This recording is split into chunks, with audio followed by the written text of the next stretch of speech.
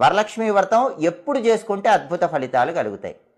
ధర్మశాస్త్ర గ్రంథాల ప్రకారం అయితే వరలక్ష్మి వ్రతం ఆగస్టు 8వ తేదీ ఏ సమయంలోనైనా చేసుకోవచ్చు, ఎప్పుడు చేసుకున్నా అద్భుత ఫలితాలు ఉంటాయి. కానీ జ్యోతిష శాస్త్రంలో మనకి స్థిర లగ్నాలు అని ఉంటాయి. ఈ స్థిర లగ్నాల్లో పూజ చేసుకుంటే కనుక ఫలితం చాలా అద్భుతంగా ఉంటుంది. కాబట్టి 2025 ఆగస్టు 8 శుక్రవారం, పౌర్ణమికి ముందు వచ్చే శుక్రవారం, ఆ రోజు స్థిర లగ్నం టైమింగ్స్ గనక మనం పరిశీలించినట్లయితే స్థిర లగ్నము ఆ రోజు ఏ సమయాల్లో ఉంది అంటే మొట్టమొదటి స్థిర లగ్నము సింహలగ్నము.